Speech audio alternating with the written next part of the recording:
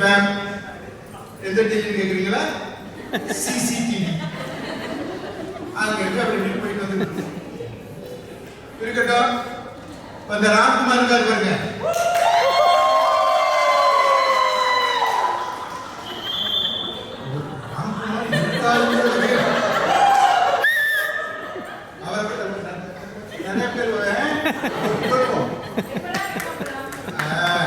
ராம்குமார்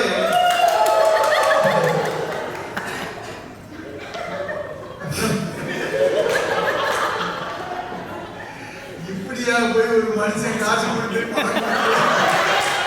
தானா சேர்ந்த கூட்டம் சாயங்காலம் டெய்லி ஏதாவது ஒரு மீட்டிங்ல பேசிக்கிட்டே இருப்பாரு. யாரும் கூப்பிடலன்னா தனியாவே பேசிக்கிட்டு இருப்பாரு. ஆனா அவருக்கு ஒரு நல்ல பழக்கம் இருக்குங்க. 25 வருஷமா ஒரே பேச்சு தான். இன்னைக்கு ஒரு பேச்சு, நாளைக்கு ஒரு பேச்சு கிடையாது. ஒரே ஸ்கிரிப்ட் தான். தொடர்ந்து பேசுறாரு. இருக்கட்டும், ரொம்ப சந்தோஷம். தகுதி உடையதுதான் தப்பி பிழைக்கும்னு சொல்லுவாங்க. டார்வின் தியரியின் படி பாத்தீங்கன்னா அப்படியே உலகத்துல 3000 மொழிகள் பேசப்படுதுன்னு சொல்றாங்க. ஆனா 6 மொழி தான் செம்மொழி. அதுல ஒண்ணு நம் மொழி.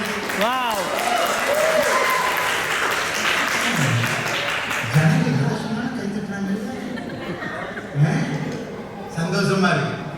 அப்படி பார்க்கும்போது பாத்தீங்கன்னா லத்தீன், கிரீஸ் இந்த மொழிகள்லாம் இல்லை. ஆனா நம்ம மொழி மட்டும் வளமா இருக்கு, நலமா இருக்கு, பேசிட்டு இருக்கோம். அப்படின்னா அதுக்கு காரணம் என்னன்னு கேட்டீங்கன்னா, அவங்களுக்கெல்லாம் மேநாட்டுக்காரங்களுக்கு language as a tool of communication தான். இது பேசுறதுக்கான ஒரு கருவி. நமக்கு அப்படியா? அமுதே தமிழே அழகிய மொழியே எனதுயிரே.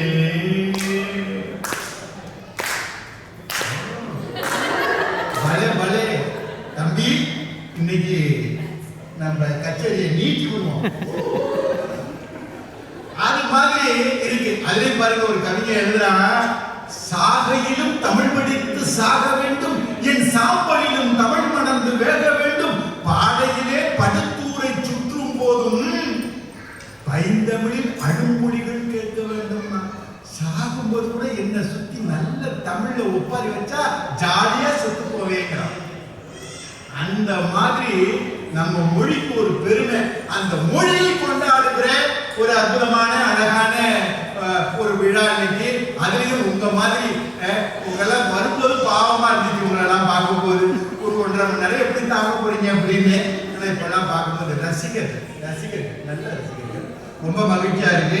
தலைப்பு பாத்தீங்கன்னா வாழ்க்கை வாழ்வதற்கே அப்படின்னு ஒரு தலைப்பு. இந்த உலகத்துல நம்ம மட்டும் வாழ்றது இல்லம்மா. ஆடு மாடு குதிரை கோழி நாய் பண்ணி எருமை எல்லாம் ஊர்வன பரப்பனை நடப்பனை எல்லாம் வாழ்வதற்கு தான் இந்த உலகம். ஆனா இந்த உலகத்துல அதுகளுக்கெல்லாம் 5 அறிவு, நமக்கு மட்டும்தான் 6 அறிவு. அந்த 6வது அறிவு இருக்கிறதுல அதோட சேர்த்து நல்ல கை கால் நல்லா இருக்கும், நல்லபடியா இருக்கும். அவையார் என்ன சொன்னாங்க? அரிது அரிது மானிடராய் பிறத்தல் அரிது, மானிடராய் பிறந்தாலும் பிறத்தல் அரிதுன்னு சொன்னாங்க. நல்லா பிறந்திருக்கிறோமே, சந்தோஷமா இருக்குமா, மகிழ்ச்சியா இருக்குமா அப்படின்னா அங்கதான் ஒரு மகிழ்ச்சி. நீங்க சூப்பு போய் பார்த்துருப்பீங்க, எங்காவது ஒரு சிங்கம் கண்ணத்துல கைய வச்சுட்டு கவலையா உட்காந்து பார்த்துருக்கீங்களா? ஏதாவது ஒரு கரடி காதல் தோல்வியில தற்கொலை பண்ணி பார்த்துருக்கீங்களா? எல்லாம் மனுஷன் பண்றான். ஏன்னா வாழ்க்கை வாழ்வதற்கே அப்படிங்கிற உண்மையை நம்ம உணர்ந்துகளை அதைத்தான் சொல்ல வந்திருக்கிறோம். இப்ப பாருங்க, சந்தோஷமா வாழணும்னா என்ன செய்யணும்?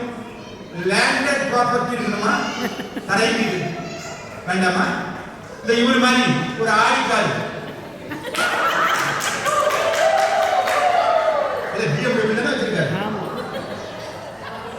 எங்களுக்கு தெரியல. ஆடி நீங்க என்ன வச்சிருக்கீங்கன்னு எனக்கு தெரியாது. எனக்கு அழைச்சிட்டு வருவார். சந்தோஷம் எங்க வீட்டுல இருந்தாலும் கொண்டு வருவாரு. அதனால கொஞ்சம் ஐஸ் வச்சு பேசிட்டு என்ன பண்றது அப்படி ஓடுது. ஆக நமக்கு மகிழ்ச்சி. இப்ப எனக்கு பிஎம்டபிள்யூ இல்லை, நான் சைக்கிள் தான் வச்சிருக்கிறேன். சாயங்காலம் ஆனா மோட்டார் என்ன பைக் என்ன எல்லாம் எனக்கு பின்னாடி. போட்டா போட்டி வச்சா நான் தான் ஜெயிப்பேன் முன்னாடி. சைக்கிள் எதுக்கிட்ட. ஆனா சந்தோஷமா இருக்கேன். காரணம் என்ன? மனசு தான் காரணம். மகிழ்ச்சி எங்க இருக்குன்னா மனசுல இருக்கு. பல பேர் பாக்குறேன் தன்னையே நொந்துக்குவான்.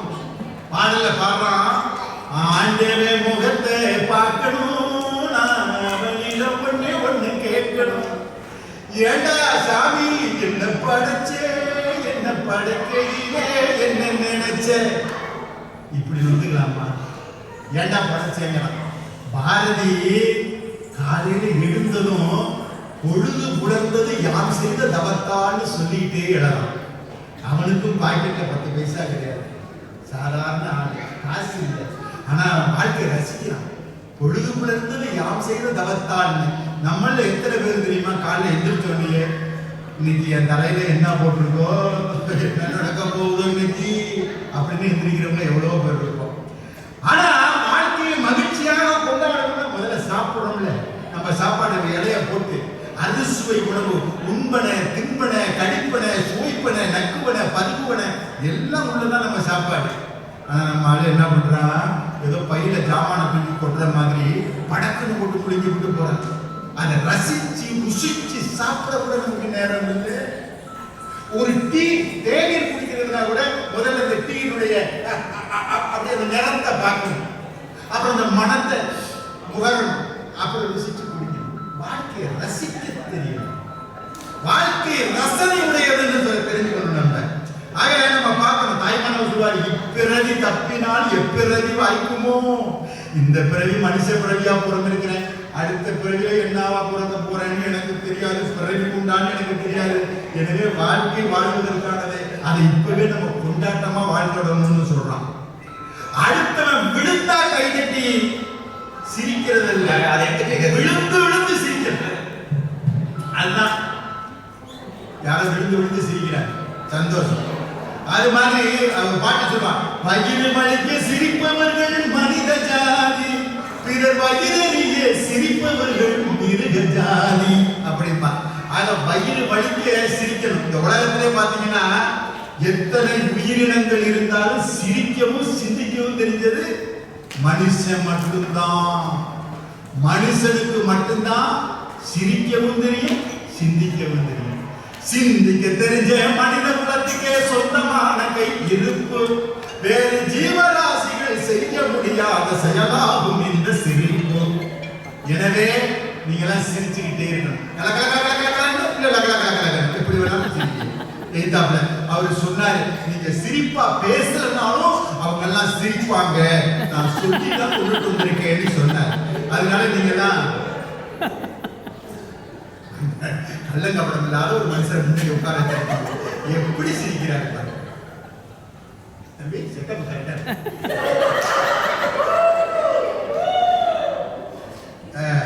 அதனால உலகத்துல ஒரே ஒரு நாள் மட்டும் வாழ்க்கை உடையது ஈசன். ஒரு நாள் தான் இருக்கிறது ஈசன். 300 வருஷம் வாழக்கூடியது ஆமை. ரெண்டுமே இறைவனுடைய படைப்பு தான். அதனுடைய நோக்கம் என்னன்னு கேட்குறீங்களா? ஒரு நாளோ 300 வருஷமோ வாழ்க்கை வாழ்வதற்கு இறைவன் படைப்புல எல்லா உயிரிலும் இன்புற்று வாழ்க, எல்லாரும் சந்தோஷமா இருக்கணும், எல்லா உயிரிலும் சந்தோஷமா இருக்கணும். அதான் ஆண்டவனுடைய எண்ணம். ஆக சந்தோஷம் எது, மகிழ்ச்சி எதுன்னு கேட்டா எனக்கு சொல்ல தெரியாது. அடிக்கும் போது சொரிக்கும் போது ஒரு மகிழ்ச்சி இருக்கானே, ஒரு சந்தோஷம் இருக்கா இருக்கு தானே. அப்ப அதுதான் இன்பம்னு சொல்ல தெரியாது. எது எனக்கு தெரியாது. மாடி மனை கோடி பணம் பாகடம் ஜம்பம், வாழ்விலே ஒருவனுக்கு தருவதல்ல இன்பம், அழகான மலையாளின் வாய்மொழியே இன்பம், அவள் இதழ் சிந்து புன்னகையே அளவில்லாத இன்பம். இன்பமெங்கே என்று தேடு, அது எங்கிருந்த போதும் அதை நாடி ஓடு அப்படின்னு சொன்னார். ஆக அந்த மகிழ்ச்சி நமக்கு முக்கியம். ஒரு சித்தர் பாடல் பாருங்க, நம்ம நந்தவனத்தில் ஒரு ஆண்டி 4 மாதமாய் குயவனை வேண்டி, 4 6 எத்தனை 10 மாசம் குயவனை வேண்டி வந்தது ஒரு தோண்டி வளர்ந்து. அது வளரும் போது அது மகிழ்ச்சியா இல்லைன்னா எப்படி ஆயிடும்? நந்தவனத்தில் ஒரு ஆண்டி அவ 4 மாதமாய் குயவனை வேண்டி கொண்டு வந்தாங்க ஒரு தோண்டி, அதை கூத்தாடி போட்டு உடைத்தாண்டி நந்தவனத்தில் ஒரு ஆண்டி. நீங்க அது அழகான காவடி சிந்து, நீங்க பாட்டு படிச்சிருக்கீங்க முறையா, அதனாலதான் உங்களுக்கு அது தெரிஞ்சிருக்கு இல்லையா? நம்ம எதை பாடிட்டு நீங்கள் பாடுவீங்களா? இல்லையா? சந்தோஷம். ஏன்னா எழுத்துறது கூட சொல்லியாச்சு இருந்தாலும். ஆக ஒருத்தர் ஞானியை பார்க்க போறான்.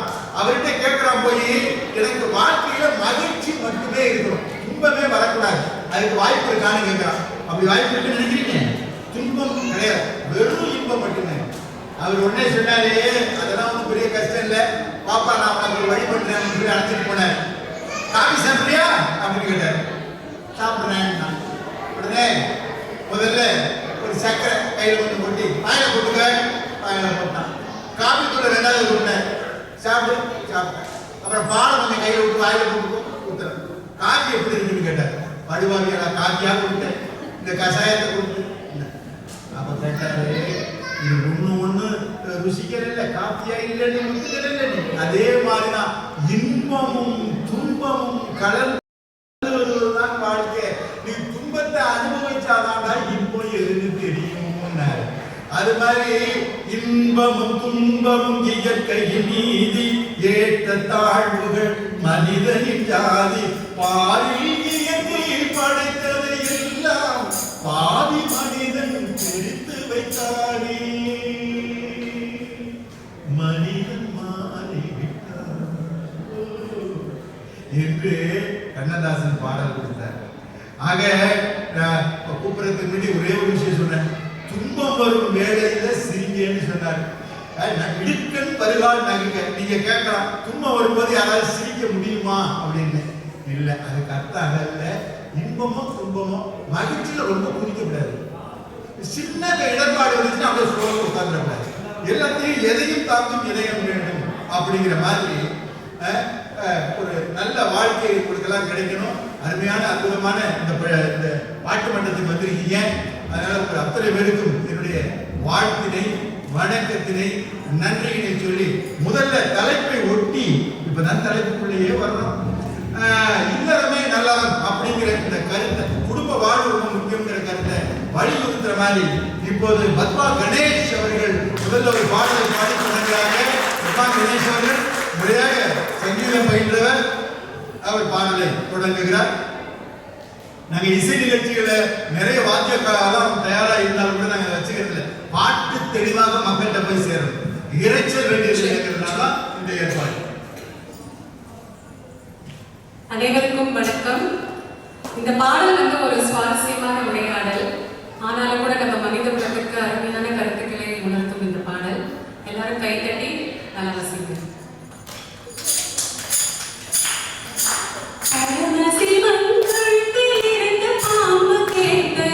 கருடா சௌக்கியமா,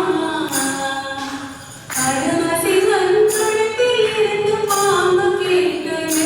கருடா சௌக்கியமா, யாரும் இருக்கும் இடத்தில் இருந்து கொண்டால் எல்லாம் சௌக்கியமே. கருடன் சொன்னது அதில் அர்த்தம் உள்ளது. அடமசிவன் கழுத்தில் இருந்து பாம்பு கேட்டது. கருடா சௌக்கியமா, யாரும் இருக்கும் இடத்தில் இருந்து கொண்டால் எல்லாம் சௌக்கியமே. கருடன் சொன்னது அதில் அர்த்தம் உள்ளது.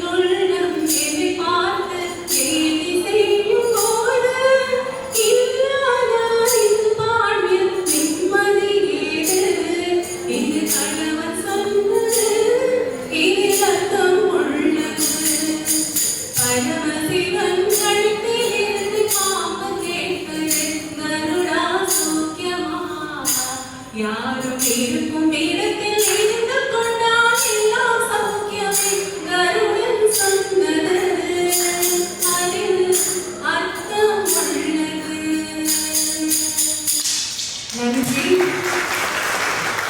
ரொம்ப அற்புதமா பாடியிருக்காங்க. பத்மா கணேஷ் அவர்கள் பஜன் பாடகி நம்முடைய அழைப்பை ஏற்று வந்து பாடுறாங்கன்றது ரொம்ப மகிழ்ச்சி. அவங்களுடைய கணவர் நதிநேசன் அங்க அமர்ந்து அப்படியே அவர் பெரிய கவிஞர்,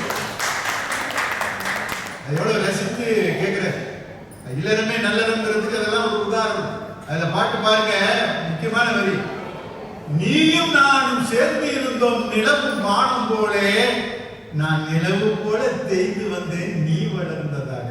புருஷனும் பொண்டாட்டியும் ஒருத்தரை பயன்படுத்தி ஒருத்தர் வளர்றதில்லை, மியூச்சுவலா ரெண்டு பேரும் வளரணும், ரெண்டு பேரும் வாய்ப்புகளை பயன்படுத்தி குடும்பமே முன்னேறணும். நீங்க வளர்ச்சினா எதுன்னு கேட்டா, பையன் 10 வயசுலேருந்து 15 வயசுக்கு உயரமா வளரலாமா, இது வளர்ச்சி.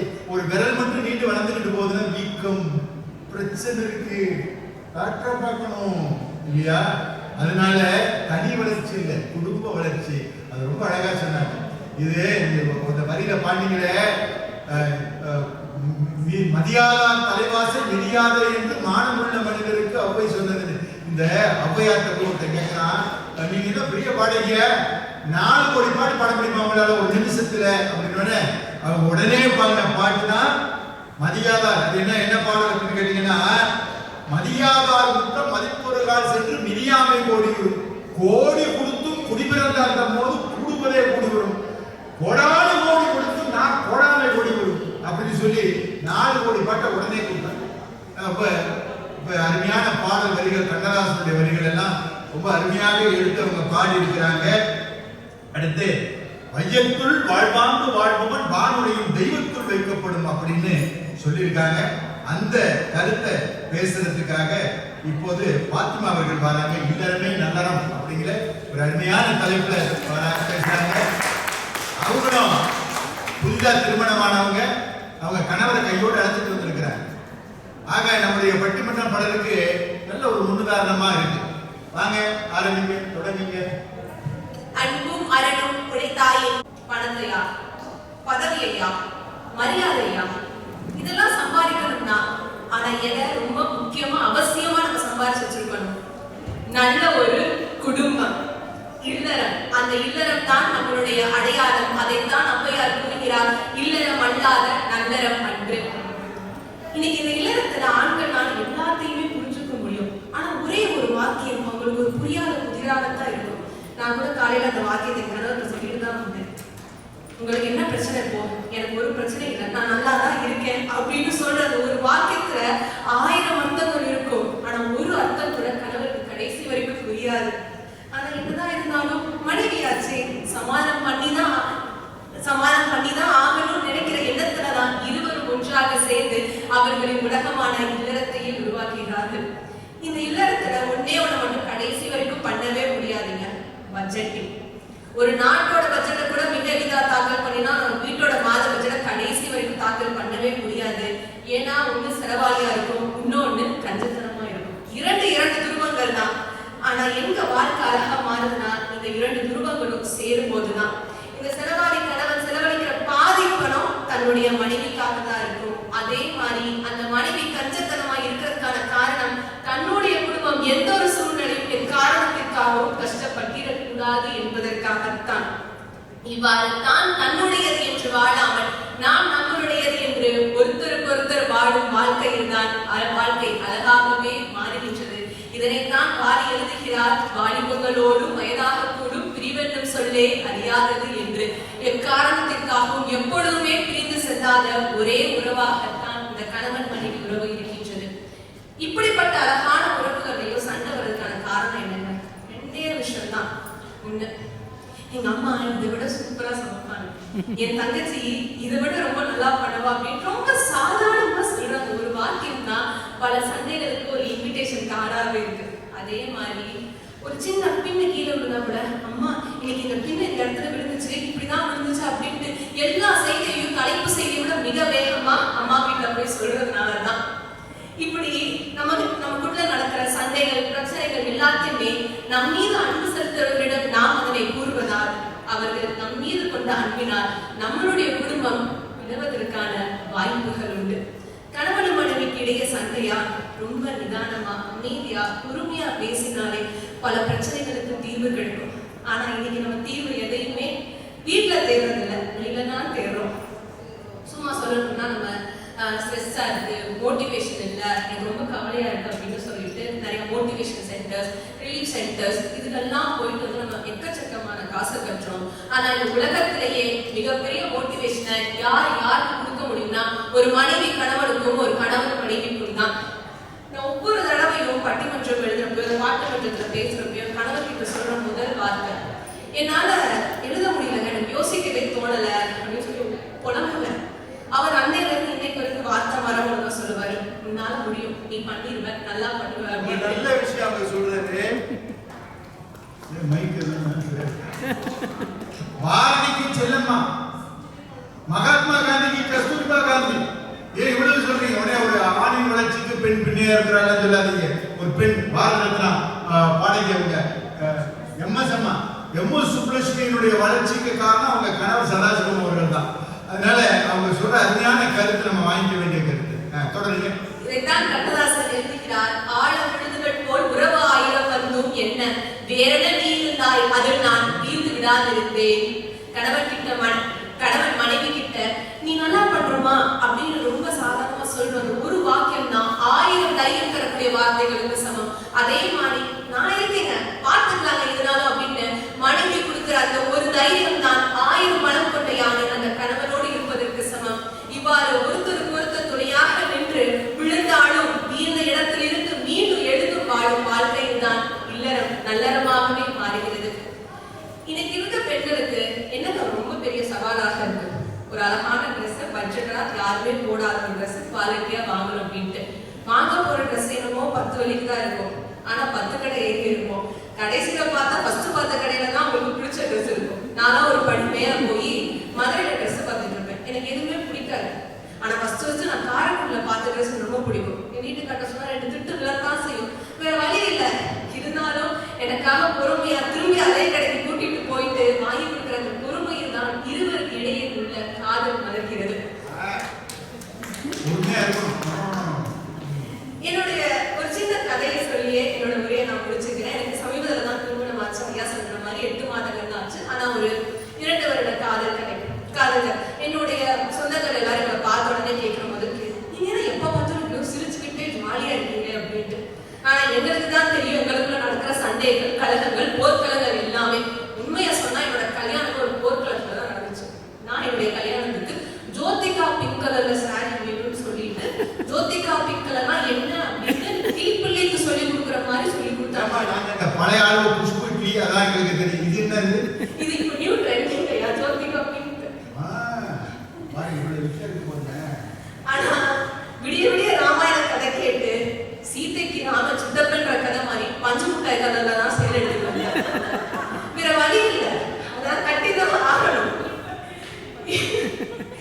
இப்படி 1000 சந்தைகள் 1000 போர்க்களங்கள் எவ்வளவோ இவருக்குள்ள நடந்திருக்கு. ஆனா எந்த ஒரு சந்தையும் அந்த 4 சுவற்றை தாண்டி வெளியே போறதில்லை. நம்மளுடைய சந்தை என்று 4 சுவற்றை தாண்டி வெளியே போகிறதோ அன்று இல்லறத்தில் இல்லம் மட்டும்தான் இருக்கும், இல்லறம் என்றுமே இருக்காது. வாதம் வரும், சண்டை வரும், பிரச்சனை வரும், வருத்தம் வரும், கோபங்கள் வரும். இதையெல்லாம் சரி செய்வதற்கு நமக்கு நட்பு தேவையில்லை, பட்டாடை தேவையில்லை, விட்டு கொடுக்கும் எண்ணம் மட்டும் இருந்தால் போதும்.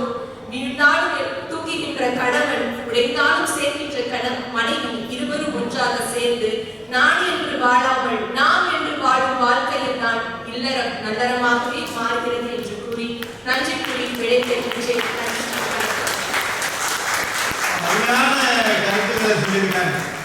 மையத்துள் வாழ்வாங்கு வாழ்பவன் வானுரையும் தெய்வத்துள் வைக்கப்படும் வள்ளுவர் சொன்னார்.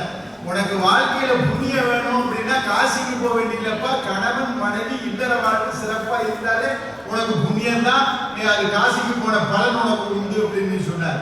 ஒரு பாடல்ல அதான் சொல்றேன், பாடி பாட்டுல ஆதரமான வார்த்தையை பேசி அருமை மிகுந்த மனைவியை நேசி அன்பெனும் பாடத்தை அவளிடம் வாசி அவளை விடவா உயர்ந்தது காசி அப்படின்னு கேட்டார்.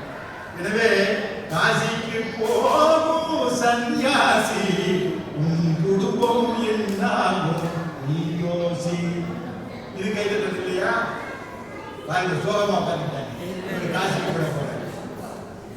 அதனால இதெல்லாம் உணர்வா இருக்கீங்களா? இப்பதான் தொடங்கியிருக்கோம், ஒரு 2 மணி நேரத்துல முடிச்சிருக்கோம். யாரோ ஒரு அதிர்ச்சி இருந்தாங்க. அதனால இதெல்லாம் பார்க்க ரொம்ப அருமையான விஷயம். கஞ்சத்தனம் எது, சிக்கனம் எதுன்னு சொன்னாங்க. முதல்ல கஞ்சத்தனம் என்பது வேறு, தேவையை கூட செஞ்சுக்காதங்க கஞ்சத்தனம். ஊதாரி என்பது வேறு. அவையார் சொல்றாங்க, ஆன முதலில் அதிகம் செலவானால் மானம் அழித்து மதிக்கெட்டு போனது செய்யும் கல்வனால் நல்லோர்க்கும் கொள்ளாதவனாக நான். அதனால நல்லவனுக்கு கூட கெட்டவனாவது கடன் அதிகமா வாங்குறது அப்படின்னாரு. அதனால ஒரு பாட்டு ஏதாவது கொடுத்தாரு, வரவு 8 செலவு 10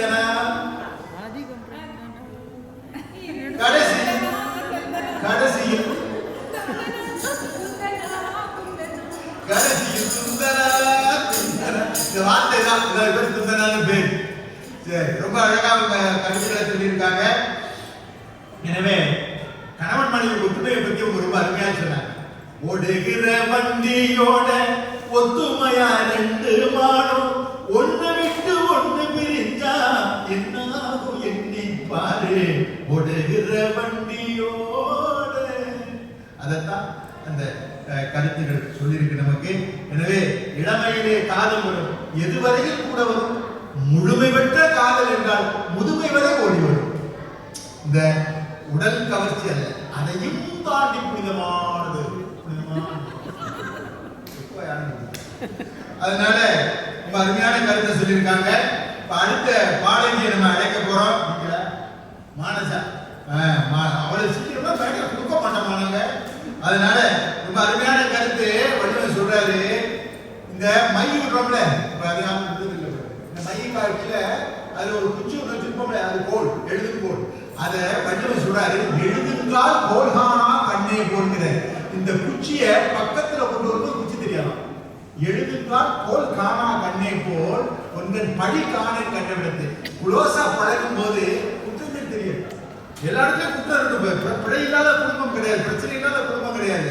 ஆனா குளோஸா பழகணும், ஒருத்தர் க்ளோஸ் பண்ற மாதிரி பழகணும்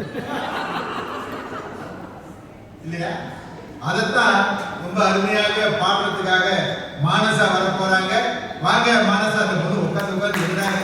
நம்ம தான் பாட்டு முறையை கற்றுக்கிட்டாரு, நம்மளை விட்டுட்டு வாங்க. இவர் ஒரு மாணவி, செப்பு படிக்கிற மாணவி, முறையாக சங்கீதம் பயின்று இருக்கிறாரு. ஒரு நல்ல எதிர்காலம் அவருக்கு அமையட்டும். வாழ்த்துக்கள்.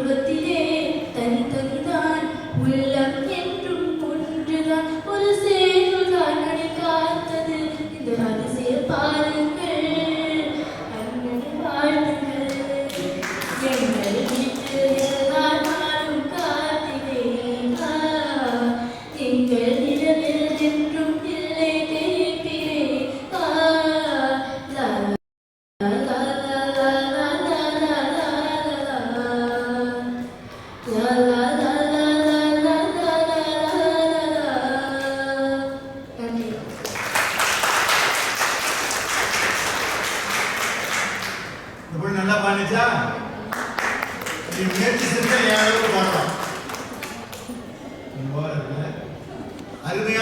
எதிர்காலம், சிறந்த எதிர்காலம் இந்த பாடல் துறையிலே, இசைத்துறையிலே அவருக்கு உண்டு. நம்முடைய வாழ்த்துக்களை அவருக்கு தெரிவிப்போம். அடுத்ததாக ரொம்ப அருமையான கருத்துக்கள் அவர் பாடும்போது அவர் புள்ளரிக்கக்கூடிய நல்ல ஒரு வரிகளை பாருங்க. எங்க வீட்லயும் நானே என் மனைவி சண்டை போடும்போது என் மக சண்டை போடணும்னா நாங்கள் டைம்லாம் ஃபிக்ஸ் பண்ணி அப்படியெல்லாம் இல்லை. ஏதாவது ஒரு சனியாயிரம் வீட்டில் இருக்கும்ல, நல்லா தான் ஆரம்பிக்கும் தொடக்கம்.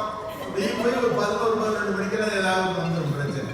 அப்போ என் மக கிண்டலா பாட்டு எங்கள் வீட்டுக்கு எல்லா கார்த்திகை சண்டை வருது. நான் இந்த பாட்டை ரொம்ப அருமையாக பாடிட்டோமா, மனசுக்கு ரொம்ப மகிழ்ச்சியா இருக்கு. இப்போ பாருங்க, அடுத்து உங்களுக்கு நம்ம உணர்வை கூப்பிட்ட மாதிரி நாளை நமதே, நாளைக்கு நம்ம காலம் நம்ம கையில் இருக்கு அப்படின்னு ஒரு சந்தோஷமா ஒரு தன்மனைப்பு கொடுக்கிற மாதிரியான பாடலை கற்பகம் பாட வராங்க. வாங்க கற்பகம். கற்பகம் அவர்களும் ஒரு பஜன் சிங்கர், ஒரு பஜன் பாடகியவங்க, நிறைய பக்தி பாடல்கள்லாம் பாடிட்டு இருக்காங்க. அவங்களும் இன்னைக்கு நம்முடைய அழைப்பு பேர் வந்திருக்காங்க. வாங்க கற்பகம், கொடுங்க உங்களுடைய பாடலை. வணக்கம், அனைவருக்கும் வணக்கம். தமிழ் புத்தாண்டு நல்வாழ்த்துக்கள். ஒவ்வொரு பூக்களுமே சொல்கிறதே, வாழ்கின்றால் போராடும் போர்க்களமே. ஒவ்வொரு பூக்களுமே சொல்கிறதே, வாழ்கின்றால் போராடும் போர்க்களமே. ஒவ்வொரு விடியலுமே சொல்கிறதே, இரவானால் பகலொன்று வந்திடுமே. நம்பிக்கை என்பது வேண்டும் நம் வாழ்வில், லட்சியம் நிச்சயம் வெல்லும் ஒரு நாளில். மனமே ஓ மனமே நீ மாறிவிடு, மழையோ அது புயலோ நீ மோதிவிடு. ஒவ்வொரு பூக்களுமே சொல்கிறதே, வாழ்வென்றால் போராடும் போர்க்களமே. வாழ்க்கை கவிதை வாசிப்போம், வானமளவு யோசிப்போம், முயற்சி என்ற ஒன்றை மட்டும் மூச்சு போல சுவாசிப்போம். லட்சம் கனவு நெஞ்சோடு, லட்சியங்கள் உன்னோடு, உன்னை வெல்ல யாரும் இல்லை, உறுதியோடு போராடு. மனிதா உன் மனதை கீறி திரை போடு மனமாகும், அவமானம் படுதோல்வி எல்லாமே உறவாகும். தோல்வி இன்றி வரலாறாம், துக்கம் என்ன என் தோழா, ஒரு முடிவிருந்தால் அதை தெரிந்திருந்தால் அந்த வானம் வசமாகும். மனமே ஓ மனமே நீ மாறிவிடு, மழையோ அது புயலோ நீ மோதிவிடு. ஒவ்வொரு பூக்களுமே சொல்கிறதே, வாழ்வென்றால் போராடும் போர்க்களமே. மிக்க நன்றி. கற்பகம் விஸ்வநாதன் அவர்கள் மிகச்சிறப்பாக பாடி நமக்கெல்லாம் ஒரு உணர்வை கொடுத்திருக்கிறார். அப்படியே நாம போய் பார்க்கிறோம், ஒரு பாறை தெரியுது, இந்த பாறை நமக்கு பாறையா தெரியுது. ஆனா ஒரு சிற்பி அதை பார்த்துட்டு அவனுடைய கண்களுக்கு அங்க ஒரு சிற்பம் உள்ளே இருக்கிறது தெரியுது, அவனுக்கு தான் தெரியுது. அதனாலதான் சொன்னேன், கல்லுக்குள்ளே சிற்பம் தூங்கி கிடக்கும், சின்ன ஊழி தட்டி தட்டி எழுப்பும், இது கல்லின் தோல்வியா இல்லை ஒளியின் வெற்றியா? யார் சொல்வதோ யார் சொல்வதோ? உள்ளபடியே வெறுங்கை என்பது மூடத்தனம், 10 விரல்களும் மூலதனம் சொன்னார். இதுவே ஒண்ணுமில்லை. ஒரு சாதாரண கவிதை ஒருத்தர் சொல்றான், சோபன் மாணவன் அழைத்து காட்டினேன் பாறை இடுக்கில் செடி அப்படின்னு சொன்னான். ஒண்ணுமில்ல, ஒருத்தர் சொல்றான், என்னை மட்டும் தூக்கி விட ஆள் இருந்தா நான் ஓஹோன்னு பேசுவேங்கிறான். என்கிட்ட மட்டும் முதலீடு இருந்துச்சுன்னா நான் அது டாட்டா விழால மிஞ்சிருப்பேங்கிறான். கேட்டா ஒண்ணுமில்ல, செடி போட்டு விதை போட்டு வளரல, விதை போட்டு வளர்ந்ததல்ல. எங்கேயோ அந்த காகமிட்ட பறவையிட்ட எச்சத்திலே ஒரு பாறை இடுக்கிலிருந்து ஒரு செடி முளைத்து கிளம்புகிறது. அது எப்படி? ஒரு சாதாரண செடி வளரணும்னா சாப்பாடு சத்து, மணிச்சத்து, தழைச்சத்து வேணும். ஸ்டார்ச் தயாரிக்க சூரிய ஒளி வேணும். அதை பராமரிக்கணும், தண்ணி ஊற்றணும். ஆனா இப்படி கீறிட்டு பாதையை கீறி முளைக்கின்றதே அந்த விதை. அது போல உணர்வு இருக்குதுன்னா, மேல வந்தவங்க எண்ணம் இருக்குதுன்னா கண்முனைப்புதான் சும்மா தொடலாம் என்கின்ற உணர்வு இருந்தால் நாளை நமது அந்த கருத்தை பேசுறதுக்காக வர்றாங்க. இவங்களும் டிவி புகழ், ஆனால் சிசிடிவி மட்டும் இல்ல, சன் டிவிலையும் என்னோட பேசியிருக்கிறாங்க.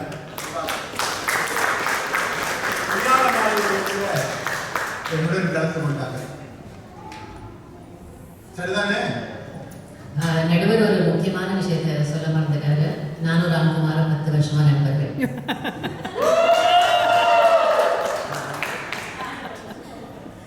அவை தலைவருக்கும் சக பேச்சாளர்களுக்கும் இனிமையான பாடல்களுக்கும் நிகழ்ச்சி ஏற்பாட்டாளர்களுக்கும் மற்றும் அன்பு மலர்களே, அன்னைக்கு எம்ஜிஆர் பாடத் தொடங்கின நொடி நாடி நரம்பெல்லாம் முறுக்கேறி நான் ஏதாவது சாதிச்சே ஆகணும். என்ன செய்ய? இமயமலையை கொஞ்சம் லெஃப்ட்டுக்கு மாத்தவா, குமரிமலையை கொஞ்சம் ரைட்டுக்கு திருப்பி வைக்கவான்னு வெகுண்டெழுந்த மாமாக்களையும் சித்தப்பாக்களையும் அண்ணன்களையும் தம்பிகளையும் பார்த்து வளர்ந்த பார்வையாளர்கள் அத்தனை பேருக்கும் என் பணிவான வணக்கமும் தமிழ் புத்தகங்கள். யோசிச்சு பார்த்தா இந்த உலகம்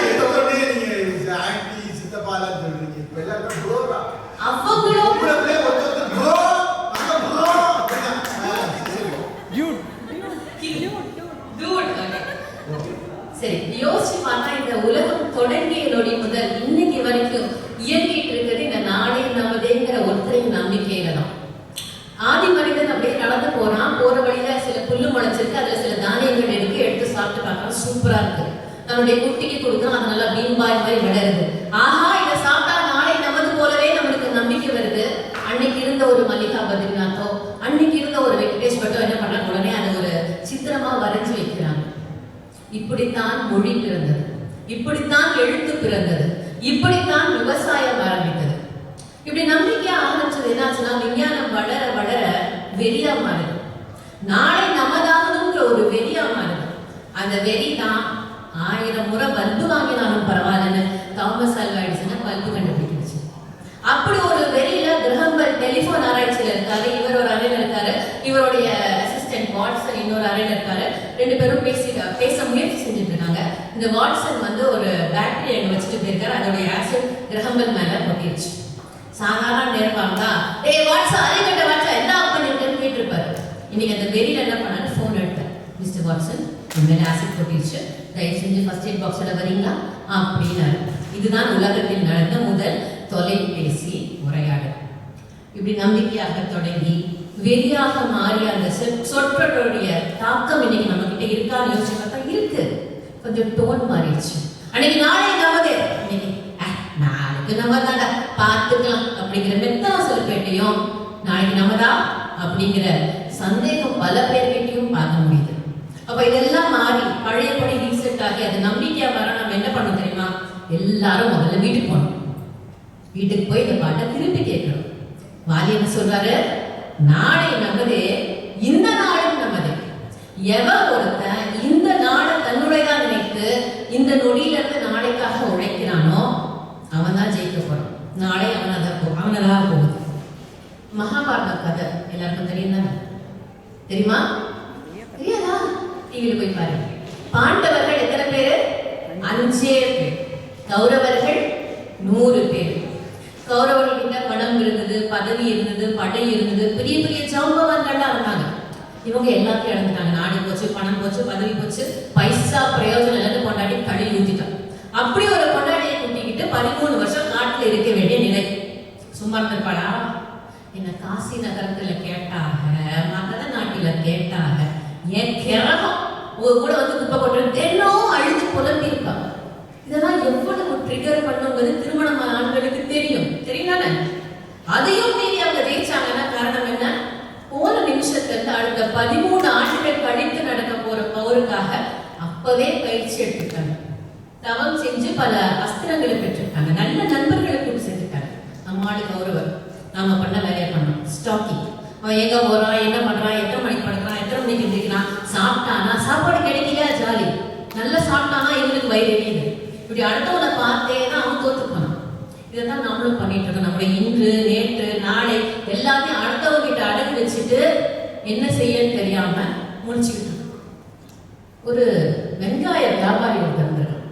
அவன் ஒரு கடல் கடந்து வியாபாரம் பண்றதுக்காக ஒரு தீவுக்கு போயிருக்கான். போய் பார்த்தா அந்த தீவுல நம்ம பயன்படுத்துற பல பொருட்கள் இல்லை.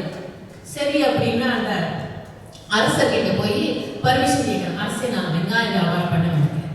வெங்காயம்னா இப்படி உருண்டையா இருக்கும், உரிச்சா ஒண்ணுமே இருக்காது, வெட்ட வெட்ட கண்ணில் தண்ணி வரும், அதுலயும் மாமியார் வெட்டுச்சுன்னா குணகுணமா தண்ணி வரும். அப்படி ஒரு வினோதமான ஒரு காய்கறி, ஆனா சமைச்சா சூப்பரா இருக்கும். அப்படியா, கொண்டா சமைப்போம் அப்படின்னு சமையல்காரர்கிட்ட கொடுத்தாரு. அந்த சமையல்காரர் ஒரு வெங்காய சாம்பார் வச்சான்னு வச்சுக்கோங்களேன். அரசருக்கு ரொம்ப பிடிச்சி போச்சு. ஆஹா, அமிர்தத்துக்கு பேரு வெங்காயம் மாத்திட்டாங்க, நீ அவர்கிட்ட சொல்லவே இல்லையடா அப்படின்னு சந்தோஷமாக்கி, தம்பி உனக்கு என்ன தம்பி வேணும் அப்படின்னாரு. இவன் ரொம்ப பவியமா, அரசே உங்களுக்கு எது பிடிச்சிருக்கும் அதை கொடுங்க அப்படின்றாங்க. உடனே ஒரு மூட்டை கொண்டு வர, மூட்டை நிறைய தங்கம் வைரம் வைடியம் எல்லாம் இருக்கு. சந்தோஷமா இதை நாட திரும்ப இவனுக்கு ஒரு பக்கத்து வச்சுட்டாரு. நம்மள மாதிரி தக்காளி நம்பர் என்ன பண்றான்னு பார்க்கறது வேலை. எப்படிடா சம்பாதிச்சேன்னா சொல்லிட்டு அப்படி இந்த மாதிரி போனேன் வந்தேன் கிடைச்சது. இப்போ ஒரு பிரைமரி 1 குழந்தைகிட்ட போய் கேள்வி எப்படி படிச்சேன்னு சொல்லாது, விவரமா இருக்கும். இவன் விவரம் தெரியல, வெகுளி சொல்லிட்டான். நம்மளால கிளம்பிட்டான், தக்காளி மூட்டையோட கிளம்பிட்டான். அதே தீவு, அதே அரசர், அதே டைலாக். என்ன கொண்டு வந்திருக்க? தக்காளி. தக்காளினா இப்படி சிவப்பா இருக்கும், சூப் வச்சா சூப்பரா இருக்கும். கொண்டா சமையல்காரர் இருக்கிறாரு. சமையல்காரர் ஒரு தக்காளி ரசம் வைக்கிறார். ராஜாவுக்கு பிடிச்சி போகுது. என்ன தம்பி வேணும் உனக்கு? இவன் அதே வாய்ஸ் மாடுலேஷன், அரசே உங்களுக்கு எது பிடிச்சிருக்கோ அதை கொடுங்க அப்படின்னா ஒரு மூட்டை வருது. மூட்டையில் என்ன இருந்தது? அன்னைக்கு தேதிக்கு அரசுக்கு புரிஞ்சது வெங்காயம். அதை நம்ம என்ன புரிஞ்சுக்கணும்னா, நம்ம கிட்ட இருக்க கொஸ்டின் பேப்பருக்கான ஆன்சர் ஷீட் அடுத்தவங்க கிட்ட இருக்காது, அதோட மேட்ச் பண்ணா நிச்சயமா ஃபெயில் தான். அதுல இன்னைக்கு நிறைய பேர் என்ன பண்றோம், மற்றவர்களுடைய இன்றை நம்முடைய நாளையாக கற்பனை செய்கிறோம். அவன் இன்னைக்கு வீடு வாங்கிட்டானா, அதே பில்டிங்ல அடுத்த வருஷம் நான் ஒரு ஃப்ளோர் மேல வாங்கி காமிக்கிறேன்னா பாரு. அவன் இன்னைக்கு கார் வாங்கிட்டான்னு பெருசா வீட்டிட்டான். எண்ணி ஒரே வருஷத்துல அவ வாசல் முன்னாடி நான் ராம்குமார் மாதிரி ஒரு BMW இருக்காது.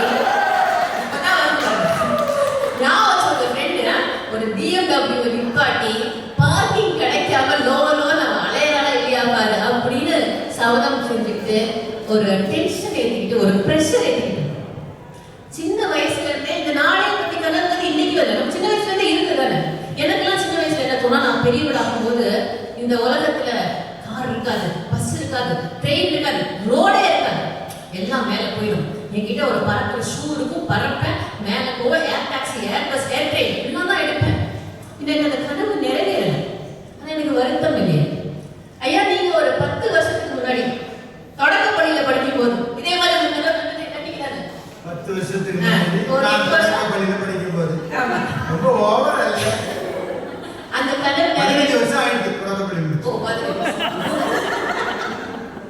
ஆனா அந்த கனவு நிறைவேறல. நம்ம யாருக்குமே வருத்தமே கிடையாது. நம்ம என்ன புரிஞ்சுக்கணும்னா, நம்ம எல்லாம் சிங்கிள் பீஸ், லிமிடெட் எடிஷன். கடவுள் நம்மள மாதிரி இன்னொரு பீஸை படைக்க தெரியலையா, படைக்க விரும்பலையா, படைக்கல. நம்ம சிங்கிள் பீஸ். அதனால அடுத்தவரை பார்த்து காப்பி அடிக்க வேண்டிய அவசியம் இல்லை. ஒரு 2000 காலகட்டம் நினைக்கிறேன், நிறைய அம்மன் படங்கள் வந்த காலம். எனக்கு அக்கா பொண்ணு ஒரு 3 வயசு பாப்பா. அவங்கிட்ட போய் கேட்டேன், பாப்பா நீ பெரியவளான என்ன வாங்கல? சித்தி, நான் நினைக்கிறேன் நான் கோட்டை மாரியம்மன் அப்படின்னா. என்ன பாப்பா நீ? இல்லை, நான் இப்படி பார்த்தா இடி இடிக்கும், இப்படி பார்த்தா மழை பெய்யும், ஊரெல்லாம் வெள்ளம் வந்துடும், ஸ்கூல் இருக்காது, மேத்ஸ் எக்ஸாம் இருக்காது, ஜாலி அப்படின்னா. உடனே இதை பார்த்து இன்னொரு குழந்தை, நான் பாளையத்தம்மன் அவன் ராஜகாளியை நான் சொல்லல, அதுக்கு தனி கனவு சந்தோஷமா இருந்தது. அது மாதிரி நமக்குன்னு ஒரு கனவை ஃபிக்ஸ் பண்ணுவோம், நமக்கு பிடித்த ஸ்பீட்ல ஓடுவோம், நாளை நிச்சயமா நமக்கு. ஆனா இப்படி ஊரெல்லாம் தான் பிள்ளைய டாக்டர் ஆகும் நினைக்கும் போது நாம மட்டும் இல்ல, என் பிள்ளைய நான் அதுக்கு பிடிச்ச ஒரு நடன கலையோ, அதுக்கு பிடிச்ச ஒரு சமையல் கலையோ படிக்க வைப்பேன்னு சொன்னா விமர்சனங்கள் வரும்.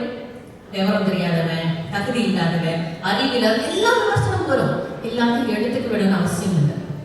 இப்போ உலகமே உலக போர் சீசன் 1 சீசன் 2 பார்த்துக்கிட்டு இருந்தது. ஒரே ஒரு மனுஷன், அரையாடை கட்டிய மனுஷன், இதெல்லாம் வேண்டாம், அஹிம்சை போதும்னா அவர் பார்க்காத விமர்சனமா? அதனால எல்லாத்தையும் தலையில எடுத்துக்க வேண்டிய அவசியம் இல்லை. ஒரு ஓவியன் ஒருத்தர், இது கடைசி கதை முடிச்சிருவேன். ஒரு ஓவியன் ஒருத்தர்னா அருமையா வரைஞ்சான். அவருடைய ஆசிரியர் பார்த்துட்டு சொன்னாரு, நீ தான் உலகத்திலேயே சிறந்த ஓவியன், எனக்கு ரொம்ப பிடிச்ச ஸ்டூடெண்ட், உன்ன மாதிரி உலகத்துல யாருமே வரைய முடியாதுன்னா. இவனுக்கு டவுட், நம்ம ஃபீஸ் கொடுக்குறோம் அதனால சொல்றோம்ல என்னவோ, நம்ம வெளியே போய் பார்ப்போம் அப்படின்ட்டு ஒரு அழகான ஒரு ஓவியத்தை வரைச்சு ஒரு சந்தையில கொண்டு போய் வைக்கிறான். வச்சிருந்தா பரவாயில்ல, கூட ஒரு போர்டு வைக்கணும், இதில் ஏதாவது தவறு இருந்தால் சுட்டி காட்டுங்கள் அப்படின்ட்டு போயிடும். மறுநாள் போய் பார்த்தா ஃபுல்லா கிராஸ் கிராஸ் கிராஸ் தப்பு தப்பு தப்பு தப்பு. டென்ஷன் ஆயிடுது, எடுத்துட்டு போறான். என்ன குருவே, இத்தனை வருஷம் உங்க ஃபீஸ் வாங்கிருக்கீங்க, லட்ச லட்சமா கொடுத்துருக்கேன், இப்படி பண்ணி வச்சிருக்கானே அப்படின்னு. குரு சொன்னா, நீ என்ன பண்ண, இதே மாதிரி ஓவியத்தை திருப்பி வர, போர்டை மட்டும் கொஞ்சம் மாற்றி, இதுல ஏதாவது தவறு இருந்தால் திருத்தி விடுங்கன்னு எழுதிட்டு வா அப்படின்னா. போய் வச்சான். மறுநாள் ஓவியம் அப்படியே இருக்கு. அதனால எல்லா விமர்சனத்தையும் தலையில ஏற்றுக்க வேண்டாம். எது நம்முடைய முன்னேற்றத்துக்கு உதவுதோ அதை மட்டும் தலையில ஏற்றுப்போம். நிச்சயமாக நாளை நம்மளே. ஏன்னா கண்ணதாசன் சொல்றாரு, உலகம் 1000 சொல்லட்டுமே, உனக்கு நீதான் நீதிபதி. மனிதன் எதையோ பேசட்டுமே, மனசை பார்த்துக்க நல்லபடி, உன் மனசை பார்த்துக்க நல்லபடி. அப்படி ஒரு நல்ல மனசை பத்தி ஒரு நல்ல மனுஷன் அடுத்து பேச வர்றதுனால இப்படி சொல்லி முடிச்சிட்டேன். தெளிவான மனசோட முன்னேற்றத்துக்கு சொல்லப்படும் விமர்சனங்களை மட்டும் ஏற்றுக்கொண்டு இந்த நிமிடத்தில் இருந்து உழைப்போம். நிச்சயமாக நாளை நம்முடைய வாய்ப்புகள். நல்ல குட்டிக்கதைகளை எல்லாம் இணைத்து ரொம்ப அழகா சுவாரஸ்யமா ஒரு பாட்டி கதை சொல்ற மாதிரி, அதாவது அது மாதிரி நல்ல சுவாரஸ்யமா சொல்லியிருக்காங்க. அவங்களுக்கு நம்முடைய பாராட்ட தெரிவிப்போம். அவங்க கதை சொன்னோட எனக்கு ஒரு கதை ஞாபகம் வந்துச்சு. வீடு கட்டுறாங்க. வீடு கட்டும் போது இந்த சவுக்கு மரம் இருக்குல்ல, அந்த சவுக்கு மரத்தை சாரம்னு சொல்லுவோம். அதை அப்படியே ஏடி மாதிரி வச்சு வீடு கட்டுறாங்க. 6 மாசம் நடக்குது வேலை. அந்த சவுக்கு குச்செல்லாம் அவ்வளவு பயன்படுது. அப்புறம் வீடு திறக்கிறாங்க. வீடு திறக்கும் போது அந்த குச்சியெல்லாம் ஒன்று ஒன்றா கிளப்பி கொண்டு போய் மூலையில கூட போட்டுட்டான்.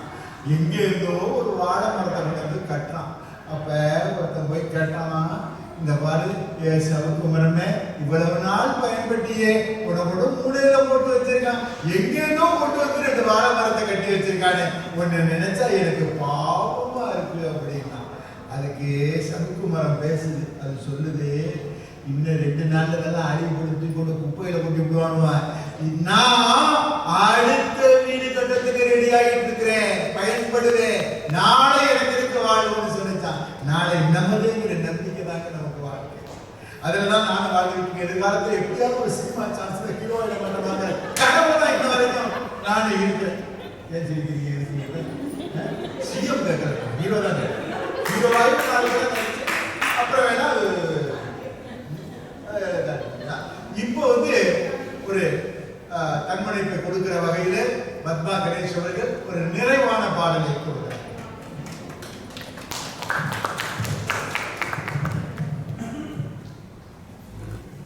இந்த புத்தாண்டு பிறந்திருக்கு. உங்க எல்லாருக்கும் ஒரு ஆரோக்கியத்துக்கான ஒரு குறிப்பு சொல்றேன். இந்த 2 கை இருக்கு பாருங்க, அது நல்லா இப்படி தட்டினா நம்ம இதயத்துக்கு ரொம்ப நல்லதான். அதனால நாங்க பேசும்போது பாடும்போது நல்ல ஆதரவு தாருங்க, கை தட்டி.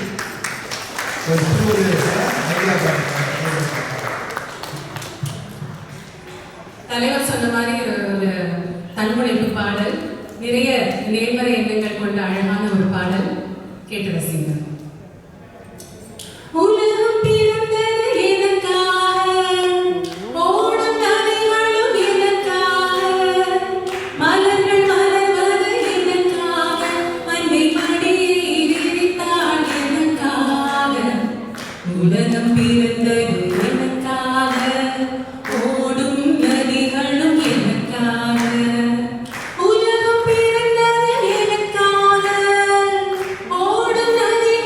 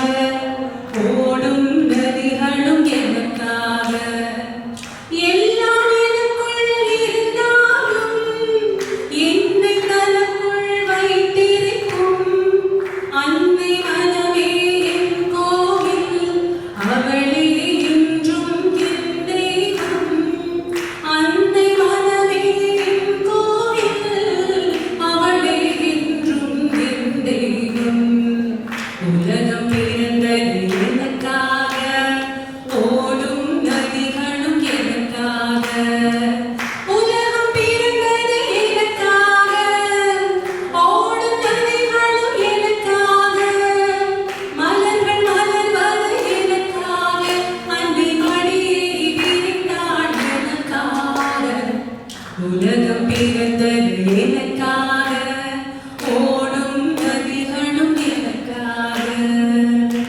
நன்றி நன்றி நன்றி. இது ஒரு ஆண் குரல் பாடல். பத்மா கணேஷ் அவர்கள்ட்ட நீங்க பாடணும்னு சொன்ன போது அவங்க உடனே ஏற்றுக்கிட்டாங்க. நல்ல பாடல்கள் எந்த பாடலையும் முயற்சி செய்யலாம். எவ்வளவு சின்ன பிள்ளைகள்லாம் கூட கைதட்டி மகிழ்ந்தாங்க. கண்ணதாசனுடைய அற்புதமான பாடல். ஏன் என்ன படைச்ச அப்படின்னு கேட்கிறவர்கள் மத்தியில உலகம் பிறந்தது எனக்காக, உலகமே எனக்கானது என்று சொல்கின்ற அந்த பாசிட்டிவ் இருக்கு பாருங்க, அதுதான் ரொம்ப முக்கியமானது. ரொம்ப அற்புதமா அழகாக இந்த பாடலை கொடுத்திருக்கிறாங்க. அவங்களுக்கு நம்முடைய வாழ்த்துக்களை சொல்லுவோம். அடுத்தது அருமையான ஒரு தலைப்பு, நல்ல மனம் வாழ்வு.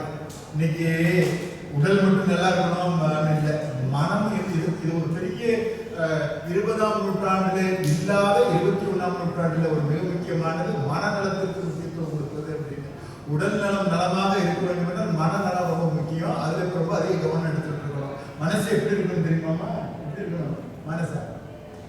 நல்லா இருக்கணும். மனசு இருக்கணும், மனசு இருக்கணும் பச்சை பிள்ளையாட்டம், அது வெளுத்து இருக்கணும் மல்லிகை பூவாட்டம். புத்தி இருக்கணும் கத்தி முனையாட்டம், அதை வச்சு பிழைக்கணும் சொத்து சொகமாட்டம். அதனால மனசு குழந்தை மனசா இருக்கணும். குழந்தைக்கு எதிரி கிடையாது, பஞ்சம் கிடையாது. அதனால ரொம்ப அற்புதமான அந்த பாடல் வரிகளை நம்ம பாட போறாங்க. இப்ப கற்பகம் அவர்கள் வராங்க. அவங்க இந்த மனம் போல் வாழ் அதை பத்தி வலியுறுத்தக்கூடிய ஒரு அழகான பாடலோடு நம்ம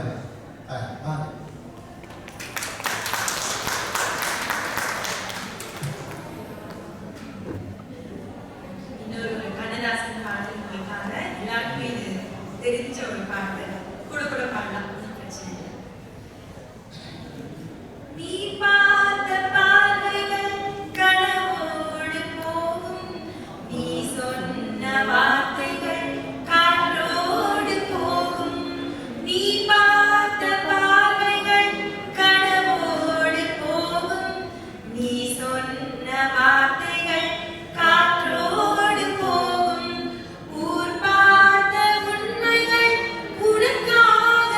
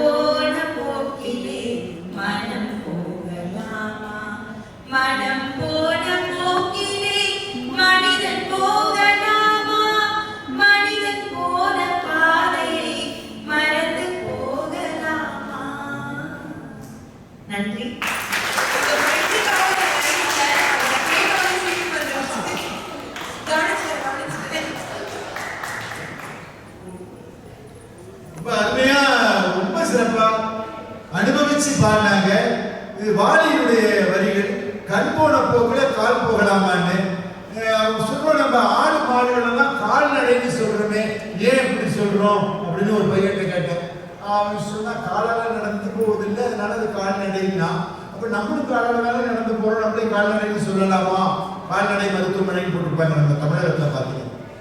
அப்ப என்ன வேறுபாடுன்னா கால் எப்படி போகுதோ அந்த போக்குல போகும். அதான் ஆடு மாடு குதிரைப்படி எல்லாமே. ஆனால் மனிதன் மனத்தால் உந்தி தள்ளப்பட்டு நடக்கிறவன். அதனால மனத்தை கட்டுப்பாடாக வைத்திருந்தால் நல்ல மனம். மனம் போன போக்கில் போனோம்னா வாழ்க்கை அவ்வளவுதான்.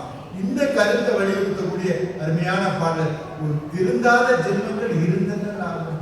தப்பு செய்யலாம், ஆனால் மாறிக்க மாட்டேன். கடுமையான வரிகளாக தான் அழகாக பாடி அற்புதமா சொல்லியிருக்காங்க. இப்ப நீங்க ஆவணம் எதிர்பார்த்தேன்.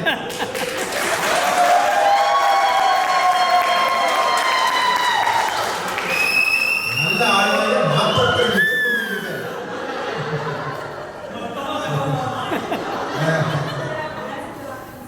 அப்படி சரி சரி.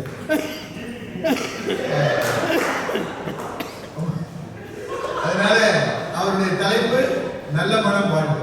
நீங்க மேடைக்கு போற தயாராக கூட நம்ம அந்த பாடலை சொல்லுவோம். நல்ல மனம் வாழ்க, நாடு போற்ற வாழ்க, தேர்தமிழ் போல் வான்மொழி போல் சிறந்து எங்கும் வாழ்க, நல்ல மனம் வாழ்க. எவ்வளவு பில்டப்லாம் கொடுத்து பாடி நண்பரை கொண்டு ஆரம்பிங்க.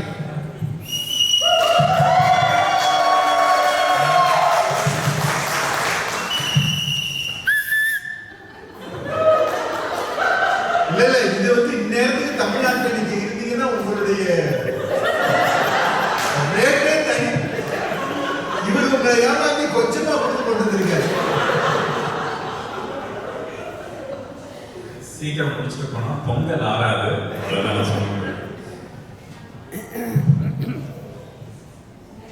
நிறைய இறைச்சலுடன் வாத்தியங்களுடன் இசை நிகழ்ச்சியை ரசித்த நமக்கு வெறும் தமிழையும் அதனுடைய வரியின் சுவையையும் நமக்கு கொண்டு வருகின்ற இந்த இலக்கிய இசை அரங்கத்தை ஏற்பாடு செய்ய வேண்டும் என்று நினைத்த டாம்பனி சென்ட்ரல் இந்திய சமூக நற்பணி மன்றத்தின் நல்ல மனம் வாழ்க.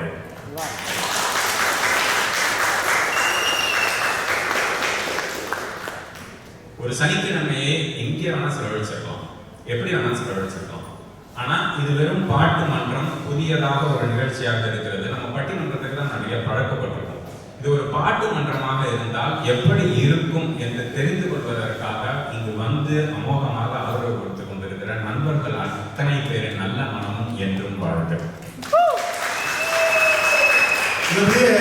ராம்குமார் அவர்களை பற்றி சிறப்பா சொல்லணும்னா அவருடைய துறையில ரொம்ப பிரசித்தி பெற்றவராக இருக்கலாம். ஆனா என்னுடைய பாராட்டு என்னன்னா, இந்த பட்டிமன்றத்திற்கெல்லாம் வந்து தமிழ் மேல இருக்கிற ஆர்வத்தில் அவர் முதுகலை MA படித்தாரு. இப்போது தஞ்சை தமிழ் பல்கலைக்கழகத்தினுடைய ஆய்வு மாணவர் PhD. இன்னும் சில ஒரு ஆண்டுகளுக்கு முடித்துவிடக்கூடிய நிலையில் இருக்கிறார் அந்த பட்டத்தை. சரி, எனக்கு நல்ல மனம் வாழ்க அப்படிங்கிற கதை இன்னைக்கு உள்ளபடியே நல்ல மனம் வாழுதா. நம்ம அன்றாடம் வாழக்கூடிய வாழ்க்கை சூழல்ல நம்ம எல்லாமே நல்லதுதான் பண்றோம், ஆனா கஷ்டப்படுறோம். எல்லா தப்பு தண்டாவையும் பண்ணிட்டு அவன் மட்டும் எப்படி நல்லா இருக்கான்னு வாழ்க்கையில ஒரு நாளாவது ஒருத்தரையாவது நம்ம பார்க்காம இருக்கோம். இப்போ நல்ல மனம் அப்படின்னா, இன்னைக்கு நான் நல்ல மனசோட இருக்கேன் அப்படின்னா அதுக்கு பேரு இழிச்ச வாயன்னு. நீங்க அந்த வார்த்தையை பயன்படுத்தாதீங்க, மனசு வந்து போவோம். புன்னகை மன்னன் அப்பேற்பட்ட கமலஹாசன் ரேகா சீனை நம்ம எப்படி கூட இமேஜின் பண்ண. அப்போ நல்ல மனம் அப்படிங்கிறதுக்கு என்ன அளவுகோல், எப்படி நம்ம நல்ல மனதோட வாழலாம் அப்படின்னு யோசிச்சு பார்த்தா ஒண்ணுமே இல்லை, யதார்த்தமான உண்மையை பேசும். சரி, நீங்க ஒரு வீட்டுக்கு போறீங்க, அங்க உள்ள போன உடனே ஒரு 2 நாள் முன்னாடி சாப்பிட்ட பர்கர் கிங்கோட பேப்பர் கவர் எல்லாம் அப்படியே இருக்குன்னு வச்சுக்கோ. ஒரு 2 நாள் முன்னாடி சாப்பிட்ட பிஸா ஹட் அப்படியே பிரிச்சு காஞ்சி போய் மீதம் இருந்த பிஸா அப்படியே இருக்குன்னு வச்சுக்கோ. ஒரு கார்னர்ல எங்கேயோ துவைக்கப்படாத, பல நாள் துவைக்கப்படாத துணி போர்வை எல்லாம் அப்படியே கிடக்குன்னு வச்சுக்கோ. சில பேருக்கு நான் சொல்லும் பொழுது உங்க வீட்டு உங்க பசங்களோட ரூம் ஞாபகத்துக்கு வரலாம், வந்தால் அதற்கு நான் பொறுப்பில்லை. சரியா? இந்த மாதிரியான சூழல்ல நம்ம ஒரு நிமிஷம் அங்க இருக்க முடியுமான்னு யோசிச்சு பாருங்க. நம்ம பெற்றோர்களா எவ்வளவோ நாள் நம்ம குழந்தைங்களை திட்டுறோம், இப்படி அசிங்கமா வச்சிருக்கியே அப்படின்னு திட்டுறோம். கொஞ்சம் அப்படியே சீனை திருப்பி பாருங்க.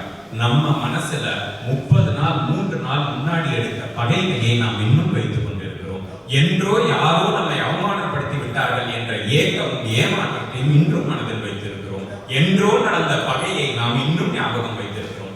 இந்த சுத்தத்தை நாம் எப்பொழுது செய்ய போறோம் என்ற கேள்வியை நமக்கு நாம் கேட்டுவிட்டு பிறகு பிள்ளைகளை நாளையிலிருந்து கேட்காது. அப்போ நமக்கு பாரதி சொல்லுமா, உள்ளத்தின் ஒளி உண்டாயின் வாக்கினிலே ஒளி உண்டாகும். சார், நம்ம உள்ளம் தூய்மையா இருந்தாதான் உங்களுடைய சொல் செயல் எல்லாமே தூய்மையா இருக்கும். அப்பேற்பட்ட நல்ல மனம் வாழும் அப்படின்னு சொல்லி இது பாரதி சொன்ன யாத்திரை. உண்மையிலேயே நல்ல மனம்ங்கிறது இந்த சூழலுக்கு என்ன தெரியுமா, பேச்சாளர்கள் சில கதையோ கருத்தோ ஏதோ சொல்லும் பொழுது நாங்க என்ன சொன்னா கூட புதுசா கேட்கிற மாதிரியே கேட்டு கை தட்டுறதுதான் இன்றைய சூழல்ல நல்ல மனம்.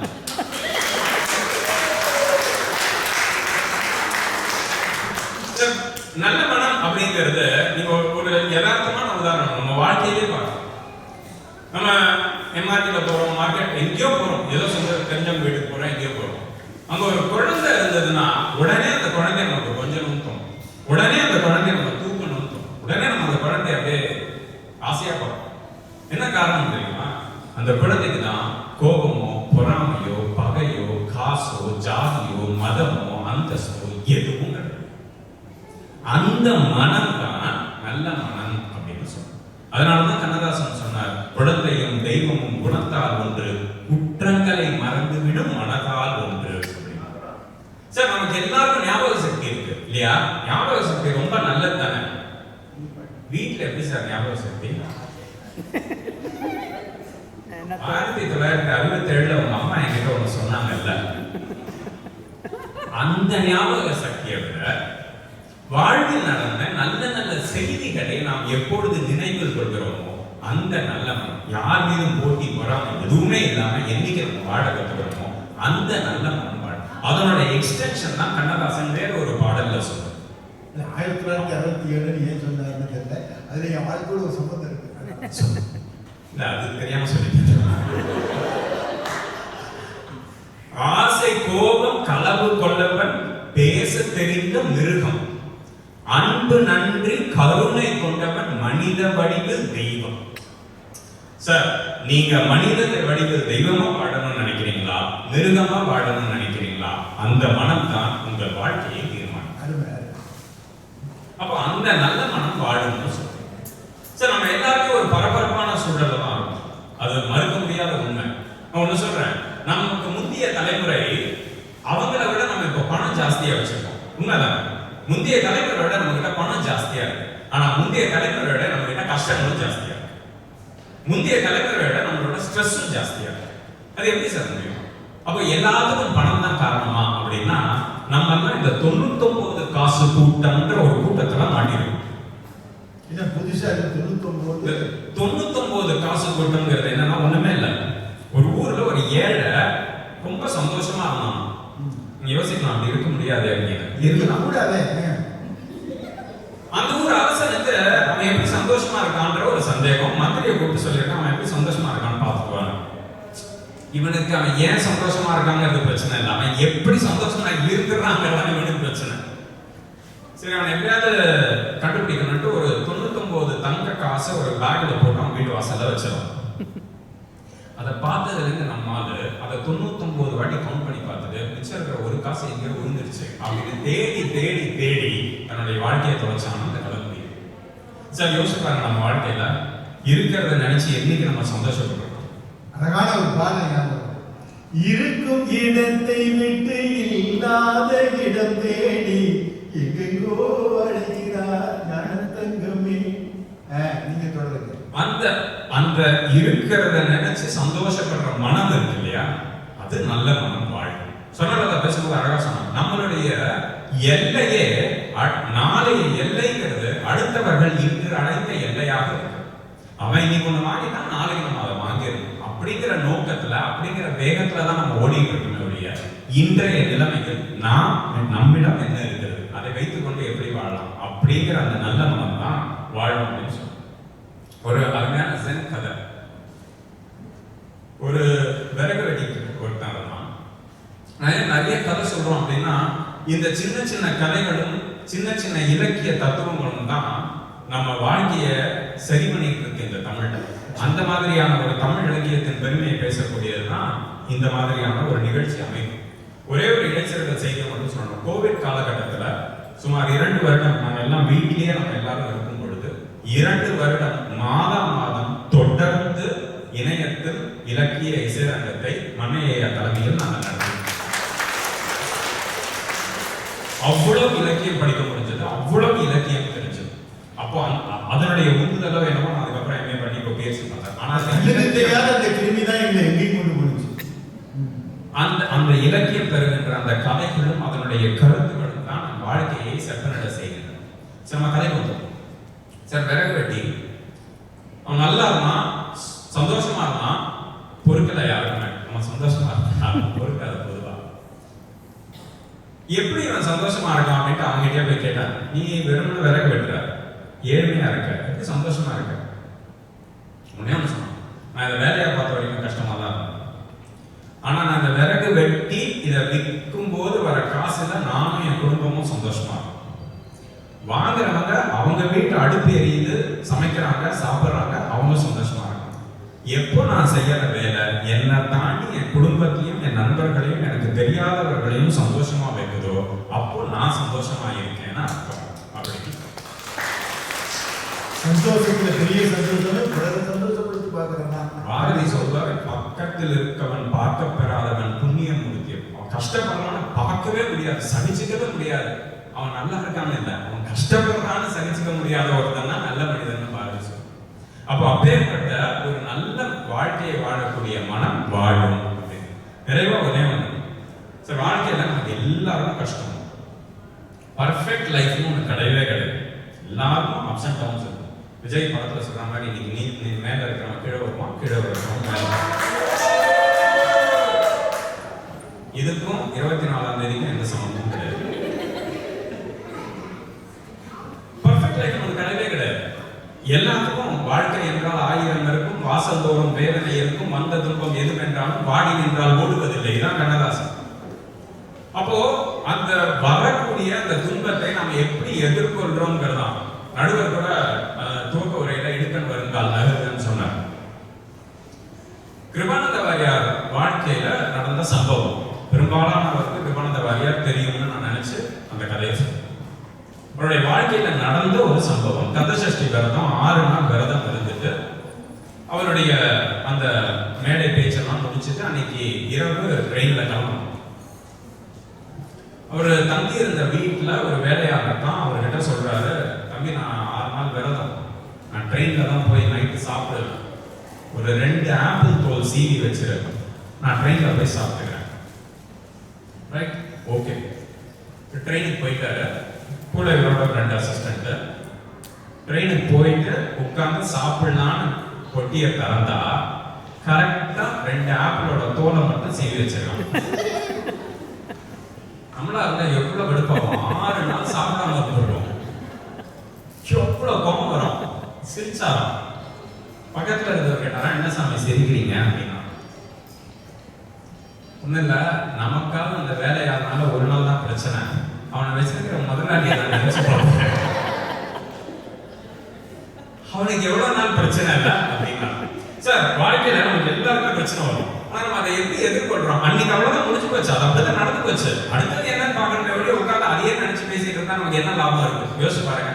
அப்போ there is nothing called a perfect life அப்படின்னு இருக்கும் பொழுது தமிழ் இலக்கியத்தை பத்தி நடுவர் சொன்னதுனால இந்த ஒரு செய்தியை மட்டும் சொல்லி என் முறையை நிறைவு செய்யறேன். சரி, எல்லா இலக்கியமும், லாட்டின் இலக்கியம், கிரீக்கா இருக்கட்டும், எல்லா இலக்கியமும் எப்படி வாழணும்னு சொல்லிட்டு அதே டைம்ல வந்த தமிழ் இலக்கியம் அதையும் சொல்லிட்டு நிலையாமைய பத்தியும் சொல்லுச்சு. எதுவுமே வாழ்க்கையில நிரந்தரம் இல்லைங்கிற தத்துவத்தையும் தமிழ் இலக்கியம் முன்னெடுத்து வைத்து. அப்போ பேலன்ஸ்டா ஒரு வாழ்க்கை இப்படித்தான் இருக்கும் அப்படின்ற அந்த பேலன்ஸை சொல்லி கொடுத்த அந்த தமிழ் இலக்கியம், அந்த மொழி, அதன்படி எப்படி நாம் வாழ கற்றுக்கொள்கிறோமோ, எந்த ஒரு பிரிவினையும் இல்லாமல் ஒரு குழந்தை மனதோட நம்மால் அடுத்தவர்கள் மகிழ்ச்சியாக இருக்கிறார்கள் மனதோடு நாம் வாழ ஆரம்பித்தால் அந்த நல்ல மனம் என்றும் வாழும் என்று சொல்லி என் சொற்களை நிறைவு செய்கிறேன். நன்றி.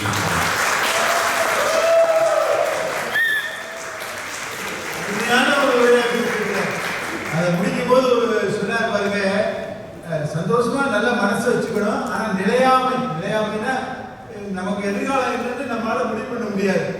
பல பேர் சொல்றாங்க, காசா நான் எதிர்காலத்துக்கு வச்சிருக்கேன், என் கடைசி காலத்துக்கு வச்சிருக்கேன். எதிர்ப்பா கடைசி காலம் யாருக்கு தெரியும்? அதைத்தான் அவர் சொல்றாரு. பாருங்க, சொன்னா குட்டி ஆடு தப்பி வந்தா குள்ள நெறிக்கு சொந்தம், குள்ள நெறி மாட்டிக்கிட்டா குறவனுக்கு சொந்தம், தட்டுக்கட்ட மனுஷன் கண்ணுல பட்டதெல்லாம் சொந்தம், சட்டப்படி பார்க்க போனா எட்டடிதான் சொந்தம். அதனால ரொம்ப அருமையான கருத்தெல்லாம் சொல்லியிருக்கிறாரு. இப்ப மானசா அவர்கள் ஒரு நிறைவான பாடலை கொடுக்கிறாங்க. அது உங்களுடைய தலையை தோடி விட்ட மாதிரி இருக்கும். என்ன பாட்டு தெரியலையா? மாமா மாமா மின்னன்.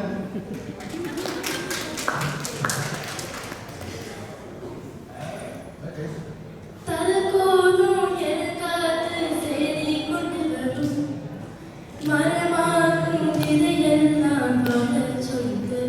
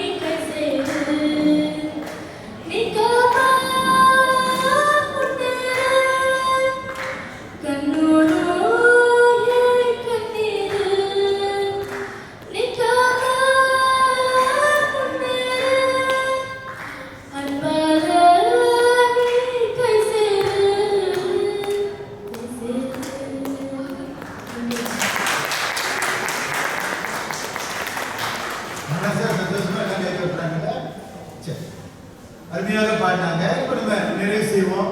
நீங்களும் எவ்வளோ நேரம் தான் வலிக்காத மாதிரி நினைக்கிறீங்க. அதனால நாங்கள் முடிச்சிடுறோம். அதனால நல்ல விஷயம். உள்ளம் பெரும் கோயில் உடம்பு ஆலயம் தான். உள்ளம் தான் கோயில். வள்ளுவர் அழகா சொன்னாரு, புற தூய்மை நீரால் அமையும். நம்ம 2 தடவை குடிச்சு நம்ம உடம்பை சுத்தப்படுத்திக்கிறோம். அகத்தூய்மை வாய்ப்பால் காணப்படுகிறாரு. நல்ல சிந்தனை, நல்ல தெளிவு இருந்ததுன்னா மனசு நல்லா இருக்கும். இப்ப பாருங்க, எனக்குலாம் எத்தனை வயசு ஆனாலும் இப்படி எப்படி எப்படி எப்படி கலிங்க கலிங்க வச்சிருக்கேன். எப்படி மனசு பாக்குறேன் வேற மாதிரி அது தேங்காய் போட்டதுல ஒரு நாள் வளர்ந்து எல்லாம் சிரிக்கிறாங்களே.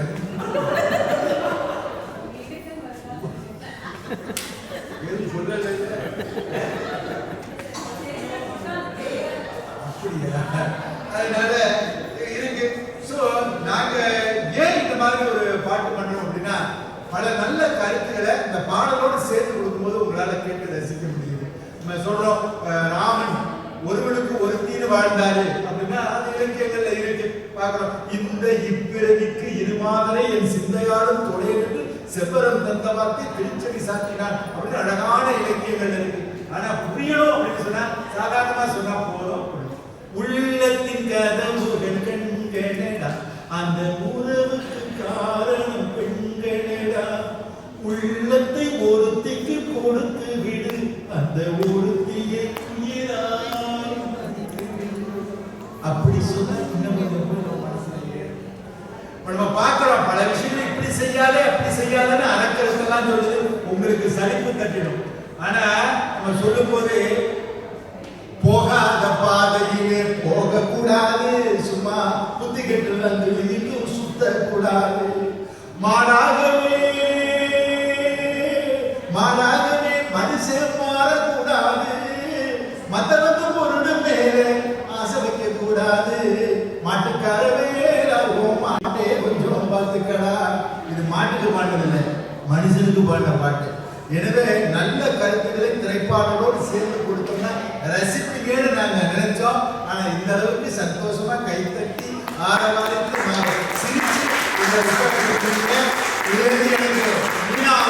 சொல்லிட்டோம். அதெல்லாம் ஒப்பந்தம் போட்டுருக்கோம். அடுத்த 50 வருஷத்துக்கு எங்களை தான் கூப்பிடணும். சந்தோஷம். உங்களுடைய வாழ்க்கை, உங்களுடைய